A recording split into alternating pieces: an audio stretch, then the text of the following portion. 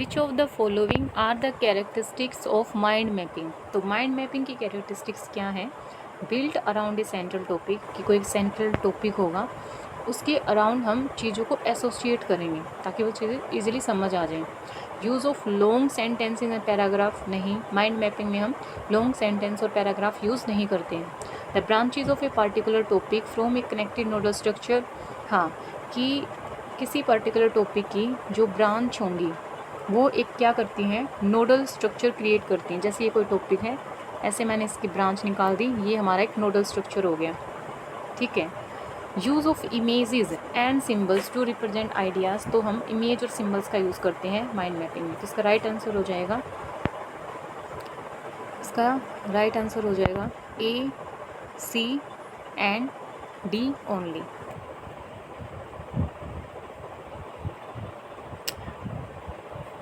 Which of the following is not the objective of teaching. Teaching का objective means purpose नहीं है। Which of the following is not the objective of teaching? To help students to become better thinkers, students को better thinker बनाने का काम है teaching का। To facilitates the development of problem solving ability among students. To follow a rigid teaching plan. To help learners adjust his perceptions to reality. Attaining harmony, harmony तो सम्मिलन या संतुलन जिसको बोलते, संतुलन, balance between internal and external experience. तो learners की help करता है। Adjust his perception to reality, और रियलिटी को लेके जो उसकी परसेप्शन है, जो उसकी धारणा है, उनको बिल्ड करने में। Attaining harmony between internal and external experience. तो इसका राइट आंसर क्या हो जाएगा? आंसर नंबर सी, कि टीचिंग का पर्पज़ क्या नहीं होता, टीचिंग का पर्पज़ ये नहीं होता, हार्ड रिजिड टीचिंग प्लान नहीं है टीचिंग का purpose. The process of comparing a student's performance against his her previous performance is known as, इसको हम क्या बोलते हैं? किसी स्टूडेंट की प्रीवियस परफॉर्मेंस को आने वाली परफॉर्मेंस, यानी कि मतलब किसी स्टूडेंट की परफॉर्मेंस को हम कंपेयर करें उसकी प्रीवियस परफॉर्मेंस से, उसको हम बोलते हैं डायग्नोस्टिक एवल्यूशन, सम्मेटिव असेसमेंट, इप्सेटिव या इनफॉर्मल असेसमेंट। देखो सम्मेटिव में तो क्या होता है, फाइनल रिजल्ट ही आ जाता है सम्मेटिव में। तो डायग्नोस्टिक में क्या होता है, मान लो कोई किसी चीज़ में प्रॉब्लम स्टूडेंट्स को, उसको सोल्व करना। इनफॉर्मल असेसमेंट तो होगा नहीं, इप्सेटिव असेसमेंट होना चाहिए अकॉर्डिंग टू मी, राइट। किसी स्टूडेंट की प्रीवियस परफॉर्मेंस को कंपेयर करना, प्रेजेंट परफॉर्मेंस, उसको बोलते हैं इप्सेटिव असेसमेंट, ठीक है।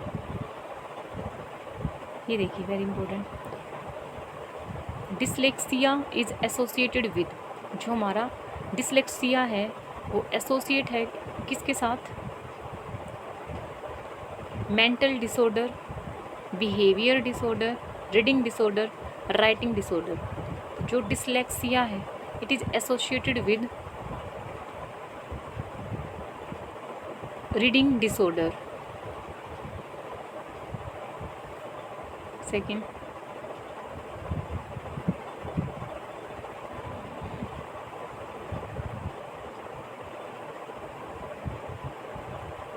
एक सेकेंड, थोड़ा सा, dyslexia difficulty in reading, dyscalculia difficulty with math, dysgraphia difficulty with writing, dyspraxia difficulty with fine motor skill, dysphagia difficulty with language, speech is not fluent but meaningful, auditory processing disorder, difficulty hearing difference between sounds. Dyslexia होता है पढ़ने में difficulty होना, डिसकैल्कुलिया means math के साथ difficulty, dysgraphia reading writing के साथ difficulty, dyspraxia difficulty with fine motor skill, dyspraxia, dysphagia difficulty with language, auditory processing disorder, difficulty hearing difference between sounds. Which of the following are the characteristic of mental development of adolescent? तो इसका हो जाएगा ABC। एक second भाई, which of the following are the characteristic of increase ability to generalise affect, development of memory and imagination, increase ability, तो ABE होना चाहिए, है ABE।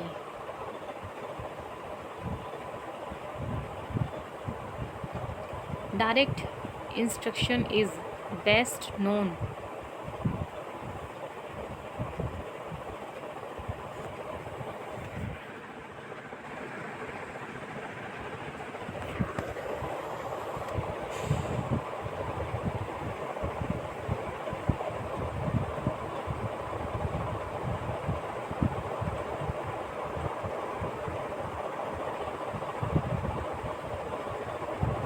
direct instruction is best used when teachers do which one of the following direct instructions: assign critical thinking exercise, teach basic skills and explicit knowledge, have their students explore numerous pathway to solve a mathematical problem, encourage their students to refine their creativity in art। I think 3 होना चाहिए।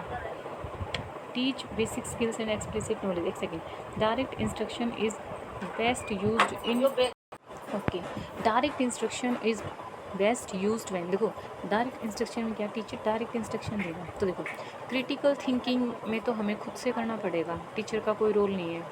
Second देखो मैंने third कैसे बताया था, have their students explore numerous pathway to solve a mathematic problem. ओ भाई sorry, मान लो मैथ की प्रॉब्लम्स को निकालने के, अपने छात्रों को गणित की समस्या को हल करने के लिए कई रास्ते तलाशने दें, सीट खुद से ही ढूंढने हैं, टीचर नहीं ढूंढवा रहा। Have their students explore numerous pathway to solve mathematic problem, math की प्रॉब्लम को सोल्व करने के लिए उनको अलग अलग पाथवे एक्सप्लोर करने के लिए बोलना, तो यहाँ पे भी स्टूडेंट्स खुद एक्टिव होंगे। उनको क्या करना है, have their students explore numerous pathway to solve mathematic problem, अपने छात्रों को गणित की समस्या को हल करने के लिए कई रास्ते तलाशने दें, खुद से होगा। Encourage their students to refine their creativity in art, students को इनकरेज करना ताकि वो अपनी जो क्रिएटिविटी है आर्ट में उसको रिफाइन कर सकें, तो अपने स्टूडेंट्स को इनकरेज करना। इन्होंने बोला है कि डायरेक्ट इंस्ट्रक्शन किस में दी जाएगी, तो इसमें teach basic skills and explicit knowledge, मतलब कि जो बेसिक स्किल्स और एक्सप्लिसिट नॉलेज समझाने के लिए आपको डायरेक्ट इंस्ट्रक्शन दी जाएंगी। यहाँ देखो ऑप्शन नंबर 4 में डायरेक्ट इंस्ट्रक्शन नहीं है, मतलब इसमें हम सिर्फ इनकरेज कर रहे हैं आपको कि आप ऐसे कर सकते हैं वैसे कर सकते हैं, तो फिर ये डिपेंड करता है स्टूडेंट्स के ऊपर वो कैसे अपनी आर्ट के अंदर क्रिएटिविटी को रिफाइन करते हैं। तो ऑप्शन नंबर 2 इसका राइट आंसर है, teach basic skills and explicit knowledge. आज की क्लास में बस इतना ही। Thank you, bye, take care.